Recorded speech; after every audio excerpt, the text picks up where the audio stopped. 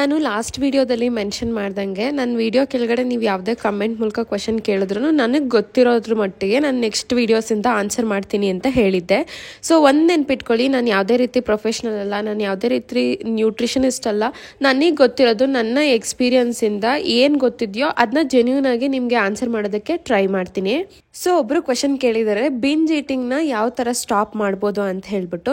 ನನಗೆ ಗೊತ್ತಿರಂಗೆ ಏನು ಗೊತ್ತಾ, ಲೈಕ್ ಫಸ್ಟ್ ಥಿಂಗು ಮೈಂಡ್ಫುಲ್ ಈಟಿಂಗ್ನ ಪ್ರಾಕ್ಟೀಸ್ ಮಾಡಿ, ಆಯಿತಾ? ಅಂದರೆ ನೀವು ಏನು ತಿಂತಾ ಇದ್ದೀರಾ ಅದ್ರ ಮೇಲೆ ಗಮನ ಇರಬೇಕು. ಈಗ ತಿನ್ನಬೇಕಾದ್ರೆ ಮೊಬೈಲ್ ಇಟ್ಕೊಳ್ಳೋದು, ಟಿ ವಿ ನೋಡ್ಕೊಂಡು ಕೂತ್ಕೊಳ್ಳೋದು, ಆ ಥರ ಮಾಡೋದಕ್ಕಿಂತ ಗಮನ ಕೊಟ್ಟು ನೀವು ಏನು ತಿಂತೀರೋ ಅದನ್ನು ನಿಧಾನಕ್ಕೆ ಅಗ್ದು ತಿಂದು ಒಂದು ಪ್ರಾಪರ್ ಆಗಿ ತಿನ್ನೋದಕ್ಕೆ ಸ್ಟಾರ್ಟ್ ಮಾಡ್ಕೊಳ್ಳಿ. ಆ್ಯಂಡ್ ಸೆಕೆಂಡ್ ಥಿಂಗ್ ಏನಪ್ಪ ಅಂತ ಹೇಳಿದ್ರೆ, ಬಿಂಜ್ ಈಟಿಂಗ್ನ ಅಷ್ಟು ಬೇಗ ಕಟ್ ಮಾಡೋದಕ್ಕಂತೂ ಆಗಲ್ಲ, ಆಯಿತಾ? ಬಟ್ ಕೆಲವೊಂದು ಲೈಫ್ ಸ್ಟೈಲ್ ಚೇಂಜಸ್ನ ಮಾಡ್ಕೊಂಡ್ರೆ ಡೆಫಿನೆಟ್ ಆಗಿ ಇದನ್ನ ಕಟ್ ಮಾಡ್ಬೋದು. ಆ್ಯಂಡ್ ಒನ್ ಮೋರ್ ಥಿಂಗ್ ಏನಪ್ಪ ನನಗೆ ಹೆಲ್ಪ್ ಆಗಿದ್ದು ಅಂದರೆ ಫಾಸ್ಟಿಂಗ್ ಮಾಡೋದು. ನಾನು ಇಷ್ಟು ಅವರ್ ಫಾಸ್ಟಿಂಗ್ ಅಂತ ಇದ್ದೀನಲ್ಲ, ಸೊ ಆ ಫಾಸ್ಟಿಂಗ್ ವಿಂಡೋನಲ್ಲಿ ನಾನು ಯಾವುದೇ ರೀತಿ ಫುಡ್ನ ನಾನು ತಿನ್ನೋದೇ ಇಲ್ಲ, ಆಯಿತಾ?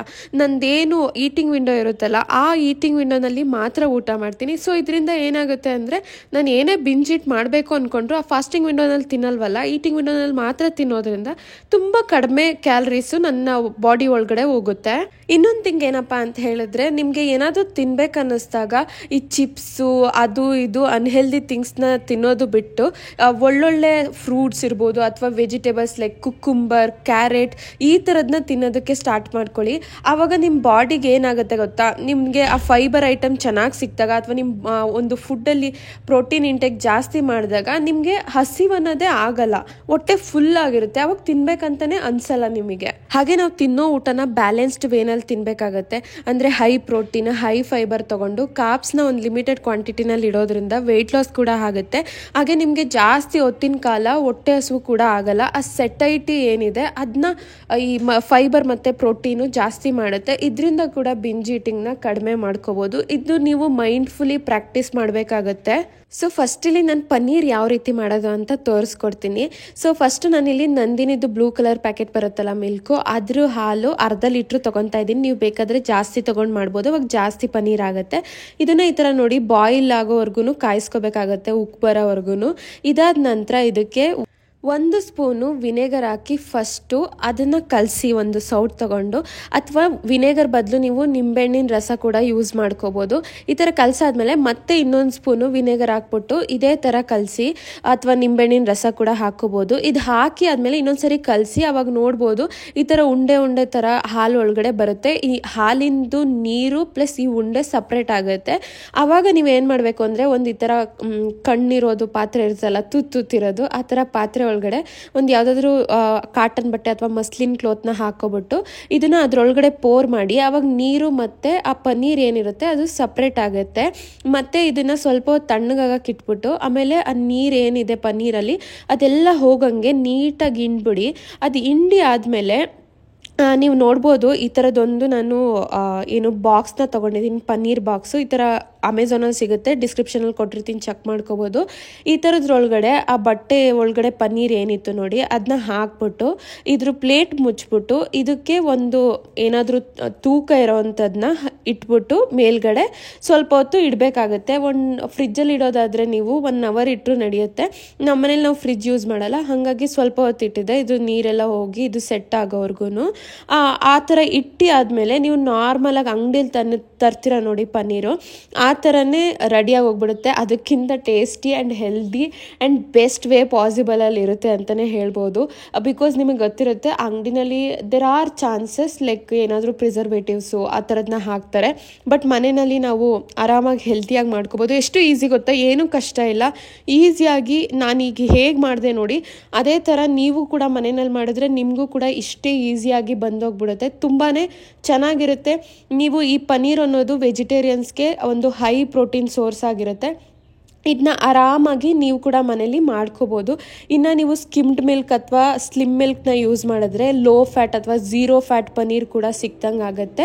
ನಾನಿಲ್ಲಿ ನಾರ್ಮಲ್ ನಂದಿನಿ ಮಿಲ್ಕ್ನ ಯೂಸ್ ಮಾಡಿದ್ದೀನಿ. ನೆಕ್ಸ್ಟ್ ಇಲ್ಲಿ ನಾನು ಬೀಟ್ರೂಟ್ ಪಲ್ಯ ಮಾಡ್ತಾ ಇದ್ದೀನಿ. ಇದಕ್ಕೆ ಒಂದು ಅರ್ಧ ಸ್ಪೂನ್ ಎಣ್ಣೆ, ಅದಕ್ಕೆ ಸ್ವಲ್ಪ ಸಾಸಿವೆ, ಅದ್ರ ಜೊತೆಗೆ ಕರಿಬೇವಿನ ಸೊಪ್ಪು, ಒಂದು ಸ್ವಲ್ಪ ಕಡಲೆಬೇಳೆ ಹಾಕ್ಬಿಟ್ಟು ಕಡಲೆಬೇಳೆ ಎಲ್ಲ ಸ್ವಲ್ಪ ಕೆಂಪಗಾಗೋವರೆಗೂ ಹುರಿದು ಸಾಸಿವೆ ಎಲ್ಲ ಸಿಡಿದ ನಂತರ ಒಂದು ಹೆಚ್ಚಿರೋ ಅಂಥ ಈರುಳ್ಳಿ ಹಾಕಿ ಅದನ್ನ ಚೆನ್ನಾಗಿ ಹುರ್ಕೊಂಡು ಅದಾದ ನಂತರ ಇದಕ್ಕೆ ಒಂದು ಟೊಮೊಟೊ ಸೇರಿಸ್ತಾ ಇದ್ದೀನಿ.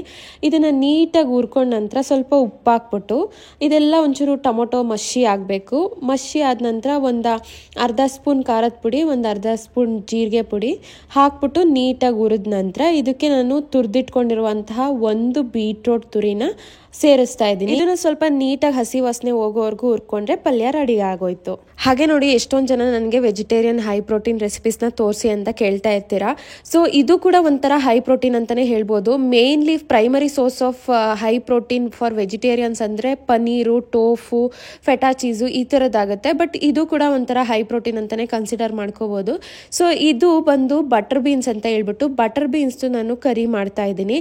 ಸೊ ನೀವು ಇದಕ್ಕೆ ಚಿಕ್ ಪೀಸ್ ಬರುತ್ತಲ್ಲ, ಚಿಕ್ ಪೀಸ್ ಅಂದ್ರೆ ಕಾಬೂಲ್ ಕಡಲೆ ಕಾಳನ್ನು ಕೂಡ ಈ ತರ ಕರಿ ಮಾಡೋದಕ್ಕೆ ಯೂಸ್ ಮಾಡ್ಕೋಬಹುದು. ಇದಕ್ಕೆ ಫಸ್ಟ್ ಒಂದು ಪಾತ್ರೆನಲ್ಲಿ ಸ್ವಲ್ಪ ಆಯಿಲ್ ಹಾಕೋಬಿಟ್ಟು ಅದಕ್ಕೆ 1 ಸ್ಪೂನ್ ಅಷ್ಟು ಬೆಳ್ಳುಳ್ಳಿ ಹಾಕಿ, ಒಂದು ಹೆಚ್ಚಿರೋ ಈರುಳ್ಳಿನ ಹಾಕೊಂಡು ಅದಾದ ನಂತರ 2 ಹೆಚ್ಚಿರೋ ಟೊಮೊಟೊ, ಅದಕ್ಕೆ ಸ್ವಲ್ಪ ಉಪ್ಪು ಹಾಕಿ ಟೊಮೊಟೊ ಎಲ್ಲ ಮಶಿ ಆಗೋವರೆಗೂ ಬೇಯಕ್ಕಿಡಿ. ಈಗ ಒಂದು ಜಾರಲ್ಲಿ ಸ್ವಲ್ಪ ಕೊತ್ತಂಬರಿ ಸೊಪ್ಪು, ಒಂದು 3 ಮೆಣಸಿನ್ಕಾಯಿ, ಒಂದು 4 ಬೆಳ್ಳುಳ್ಳಿ ಎಲ್ಕನ್ನ ಹಾಕ್ಬಿಟ್ಟು ಈ ಒಂದು ಚಿಲ್ಲಿ ಪೇಸ್ಟ್ನ ಮಾಡ್ಕೊಳ್ಳಿ.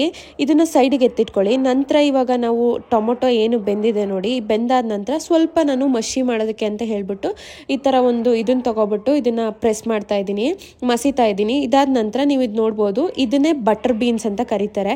ಅಥವಾ ನನಗೆ ಆನ್ಲೈನಲ್ಲಿ ಸರ್ಚ್ ಮಾಡಿದ್ದಕ್ಕೆ ಇದೆ ಬಟರ್ ಬೀನ್ ಅಂತ ಸಿಕ್ಕಿದ್ದು. ನನಗೆ ಗೊತ್ತಿಲ್ಲ ಇದು ಎಕ್ಸಾಕ್ಟ್ಲಿ ಬಟರ್ ಬೀನೋ ಅಲ್ವಾ ಅಂತ ಹೇಳ್ಬಿಟ್ಟು. ನಿಮಗೆ ಗೊತ್ತಿದ್ರೆ ಹೇಳಿ, ಬಿಕಾಸ್ ನಾನು ನೋಡ್ದಂಗೆ ಬಟರ್ ಬೀನ್ಸ್ ಇನ್ನೊಂದು ಸ್ವಲ್ಪ ದೊಡ್ಡದಾಗಿ ಬರ್ತವೆ ಇದಕ್ಕಿಂತ. ಬಟ್ ಆನ್ಲೈನಲ್ಲಿ ನಾನು ಹುಡುಕ್ದಾಗ ಸಿಕ್ಕಿದ್ದು ಇದೇ ಬಟರ್ ಬೀನ್ಸ್ ಅಂತ ಹೇಳ್ಬಿಟ್ಟು ಇದನ್ನ ತರಿಸ್ಕೊಂಡಿದ್ದೆ. ತುಂಬ ಟೇಸ್ಟಿಯಾಗಿ ಬರುತ್ತೆ, ಅಷ್ಟು ಚೆನ್ನಾಗಿ ಬರುತ್ತೆ ಅಡುಗೆ. ಸೊ ಈ ಬಟರ್ ಬೀನ್ಸ್ನ ನಾನು ನೆನೆಸಿ ಅದಾದಮೇಲೆ ನಾನು ಕುಕ್ಕರಲ್ಲಿ ಒಂದು 3-4 ವಿಷಲ್ ಕೂಗಿಸ್ಕೊಂಡು ಅದಾದ ನಂತರ ಇದಕ್ಕೆ ಸೇರಿಸ್ಕೊತಾ ಇದ್ದೀನಿ.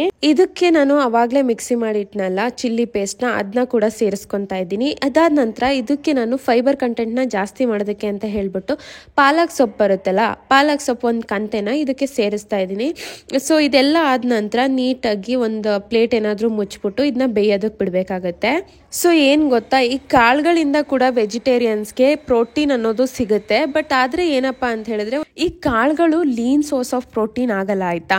ಕಾರ್ಬ್ಸು ಇದರಲ್ಲಿ ಜಾಸ್ತಿ ಇರುತ್ತೆ ಕಾಳುಗಳಲ್ಲಿ ಪ್ರೋಟೀನ್ಗಿಂತ. ಸೊ ಹಾಗಾಗಿ ಇದೊಂಥರ ಕಾರ್ಬ್ಸ್ ಪ್ಲಸ್ ಪ್ರೋಟೀನ್ ಸೋರ್ಸ್ ಅಂತ ಹೇಳ್ಬೋದು. ಹಾಗೆ ಇಲ್ಲಿ ನೋಡ್ಬೋದು ನೀವು, ಇದು ಫೆಟಾ ಚೀಸ್ ಅಂತ ಹೇಳ್ಬಿಟ್ಟು ಇದನ್ನ ನಾನು ಒಂದು ಮಿಕ್ಸಿನಲ್ಲಿ ಹಾಕೋಬಿಟ್ಟು ಇದನ್ನ ಪೇಸ್ಟ್ ಮಾಡೋದಕ್ಕೆ ಅಂತೇಳಿ ರುಬ್ಕೊಂಬರ್ತೀನಿ. ರುಬ್ಬಿಟ್ಟು ಸೈಡಿಗೆ ಎತ್ತಿಟ್ಕೋಬೇಕಾಗತ್ತೆ ಇದನ್ನ. ಸೊ ನೆಕ್ಸ್ಟ್ ಇಲ್ಲಿ ನೋಡ್ಬೋದು, ಇದು ಸೊಪ್ಪುಗಳೆಲ್ಲ ಒಂದು ಸ್ವಲ್ಪ ಚೆನ್ನಾಗಿ ಬೆಂದಿದೆ. ಇದು ಬೆಂದ ನಂತರ ನಾನು ಇದಕ್ಕೆ ಮಸಾಲ ಹಾಕ್ತಾ ಇದ್ದೀನಿ.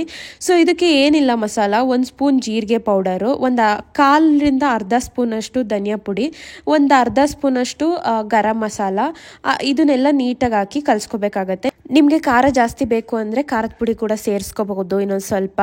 ಸೊ ಆಮೇಲೆ ನೋಡ್ಬೋದು, ಈ ಥರ ಒಂದು ಮಸಿಯದು ತಗೊಬಿಟ್ಟು ನಾನು ಒಂದು ಅರ್ಧ ಬೇಳೆನ ನೀಟಾಗಿ ಮಸಿತಾ ಇದ್ದೀನಿ. ಸ್ವಲ್ಪ ಕ್ರೀಮಿ ಟೆಕ್ಸ್ಚರ್ ಬರುತ್ತೆ, ರಿಚ್ ಟೆಕ್ಸ್ಚರ್ ಸಿಗುತ್ತೆ ಅಂತ ಹೇಳ್ಬಿಟ್ಟು ಆವಾಗಲೇ ರುಬ್ಕೊಬಂದಂಥ ಫೆಟಾ ಚೀಸ್ ಏನಿದೆ ಅದನ್ನ ಇದಕ್ಕೆ ನಾನು ಆ್ಯಡ್ ಮಾಡ್ತಾ ಇದ್ದೀನಿ. ಇದನ್ನ ಹಾಕೋದ್ರಿಂದ ಫೆಟಾ ಚೀಸ್ನ ಇದಕ್ಕೆ ಹೈ ಪ್ರೋಟೀನ್ ಕಂಟೆಂಟ್ನ ಕೊಡುತ್ತೆ. ನೋಡಿ, ಇದು ಒಂದು ಹೈ ಪ್ರೋಟೀನ್ ಅಂತ ಹೇಳ್ಬೋದು. ಬಿಕಾಸ್ ಫೆಟಾ ಚೀಸಿಂದನೂ ನಿಮಗೆ ಪ್ರೋಟೀನ್ ಸಿಗುತ್ತೆ, ಪ್ಲಸ್ ಈ ಕಾಳಿಂದನೂ ಕೂಡ ಪ್ರೋಟೀನ್ ಸಿಗುತ್ತೆ. ಫೆಟಾ ಚೀಸ್ ಅನ್ನೋದು ಕೂಡ ಒಂದು ವೆಜಿಟೇರಿಯನ್ಸ್ಗೆ ಒಂದು ಹೈ ಸೋರ್ಸ್ ಆಫ್ ಪ್ರೋಟೀನ್ ಅಂತಲೇ ಹೇಳ್ಬೋದು. ಸೊ ಇದು ಒಂಥರ ರಿಚ್ ರೆಸ್ಟೋರೆಂಟ್ ಸ್ಟೈಲ್ ಗ್ರೇವಿ ಆ ಥರ ಆಗುತ್ತೆ, ಪಲ್ಯ ಥರ ಅಂತ ಹೇಳ್ಬೋದು. ನೋಡಿ, ಫೆಟಾ ಚೀಸ್ದು ಮಿಕ್ಸ್ಚರ್ ಏನಿತ್ತು ಅದನ್ನ ಮಿಕ್ಸ್ ಮಾಡಿದ ನಂತರ ಈ ಥರ ತಿರುಗಿಸ್ಬಿಟ್ಟು ಸ್ವಲ್ಪ ಒಂದು 5 ನಿಮಿಷ ಬೇಯಿಸ್ಕೊಂಡ್ರೆ ಈ ಪಲ್ಯ ರೆಡಿಯಾಗಿ ಹೋಗ್ಬಿಡುತ್ತೆ. ಇದನ್ನ ನೀವು ಬೇಕಾದರೆ ರೊಟ್ಟಿಗಳ ಜೊತೆ, ಚಪಾತಿ ಜೊತೆ, ಏನರ ಜೊತೆ ಬೇಕಾದರೂ ತಿನ್ಬೋದು. ನೆಕ್ಸ್ಟ್ ನಾನು ಇಂಟರ್ಮಿಟೆಂಟ್ ಫಾಸ್ಟಿಂಗ್ ಮಾಡ್ತಾ ಇರೋದ್ರಿಂದ 16:8 ರೇಷನಲ್ಲಿ ಮಾಡ್ತಾ ಇರೋದು. ನಾನು 1 ಗಂಟೆಗೆ ಫಾಸ್ಟ್ನ ಬ್ರೇಕ್ ಮಾಡಿ 8 ಗಂಟೆ ಅಷ್ಟಲ್ಲಿ ಮುಗಿಸ್ತೀನಿ. ನೀವು ನೋಡ್ಬೋದು, ಫಾಸ್ಟ್ನ ಬ್ರೇಕ್ ಮಾಡೋದಕ್ಕೆ ಫಸ್ಟು ನಾನು ಡ್ರೈ ಫ್ರೂಟ್ಸ್ನ ತಿಂದು ಅದಾದ ನಂತರ ನೀವು ಇಲ್ಲಿ ನೋಡ್ಬೋದು ನನ್ನ ಪ್ಲೇಟ್ ಯಾವ ಥರ ಇರುತ್ತೆ ಅಂತ ಹೇಳ್ಬಿಟ್ಟು. ಇದೊಂದು ಹೈ ಪ್ರೋಟೀನ್ ಮೀಲ್ ಆಗಿರೋದ್ರಿಂದ ನಾನು ಬರೀ ವೆಜಿಟೇರಿಯನ್ನೇ ತೊಗೊತಾ ಇದ್ದೀನಿ ಇವತ್ತು. ನಾನು ಯೂಶಲಿ ನಮ್ಮ ಮನೆಯಲ್ಲಿ ಈ ಥರ ಕಾಳುಗಳದ್ದು ಮಾಡಿದ್ರೆ ಇದಕ್ಕೆ ನಾನು ಮೊಟ್ಟೆ 1-2 ಮೊಟ್ಟೆ ಹಾಕೊಂಡ್ರೆ ಒಳ್ಳೆ ಪ್ರೋಟೀನ್ ಸಿಕ್ದಂಗೆ ಆಗುತ್ತೆ. ಬಟ್ ಇವತ್ತು ಫೆಟಾ ಚೀಸ್ ಎಲ್ಲ ಆ್ಯಡ್ ಮಾಡಿರೋದ್ರಿಂದ ಇದು ಕೂಡ ಹೈ ಪ್ರೋಟೀನ್ ಮೀಲ್ ಆಗಿರೋದ್ರಿಂದ. ಸೊ ನಾನು ಬರೀ ಕಾಳು ಪಲ್ಯ, ಅದೇನು ಕಾಳ್ದು ಗ್ರೇವಿ ಮಾಡಿದೆ ಅದು, ಅದ್ರ ಜೊತೆಗೆ ಒಂದು ಸ್ವಲ್ಪ ಬೀಟ್ರೋಟ್ ಪಲ್ಯ, ಇದು ಒಂದು ಫೈಬರ್ ಆಗಿರುತ್ತೆ ಬೀಟ್ರೋಟ್ ಪಲ್ಯ. ಅದ್ರ ಜೊತೆಗೆ ಚಪಾತಿ, ಕಾಪ್ಸ್ ಪ್ಲಸ್ ಒಂಚೂರು ಫೈಬರ್ ಸಿಗುತ್ತೆ ನೋಡಿ. ಈ ಥರ ಇದೆ ನನ್ನ ಮಧ್ಯಾಹ್ನದ ಲಂಚ್ ಮೀಲು. ಅದಾದ ನಂತರ ನೋಡ್ಬೋದು ನೈಟಿಗೆ ಕೂಡ ಅವಿನಾಶ್ ಇವತ್ತು ಮಧ್ಯಾಹ್ನ ಮಾತ್ರ ತಿಂದರು, ನೈಟ್ ಊಟಕ್ಕೆ ಬರಲಿಲ್ಲ. ಈ ಪಲ್ಯ ಏನು ಉಳಿದಿತ್ತು ಅದ್ರ ಜೊತೆಗೆ ನಾನೊಂದು 2 ಬ್ರೆಡ್ಡು, ಒಂದಷ್ಟು ಸೌತೆಕಾಯಿನ ತೊಗೊಂಡೆ. ಸೊ ನನಗೆ ಶೀತ ಆಗಿದೆ, ಫುಲ್ಲು ಶೀತ ಆಗಿದೆ, ಜ್ವರ ಬಂದಿದೆ, ಹಾಗಾಗಿ ನನಗೆ ಸರಿಯಾಗಿ ವಿಡಿಯೋ ಮಾಡೋಕ್ಕೂ ಆಗಲಿಲ್ಲ ನೈಟು. ಬಟ್ ನಾವು ಜಿಮ್ಗೆ ಹೋಗಿ ಬಂದ್ವಿ, ಸ್ವಲ್ಪ ಆದಷ್ಟು ವರ್ಕೌಟ್ ಮಾಡ್ಕೊತಾ ಇದ್ದೀನಿ, ನನ್ನ ಕೈಲಿ ಎಷ್ಟಾಗುತ್ತೋ ಅಷ್ಟು. ಜ್ವರ ಬಂದಾಗ ನಾನು ವರ್ಕೌಟ್ ಮಾಡೋದಕ್ಕೆ ರೆಕಮೆಂಡ್ ಮಾಡಲ್ಲ, ಬಟ್ ಈ 21 ಡೇಸ್ ಚಾಲೆಂಜ್ ಮಾಡ್ತಿದ್ದೀನಲ್ಲ ಅಂಥೇಳಿ ಮಾಡ್ತಾಯಿದ್ದೀನಿ.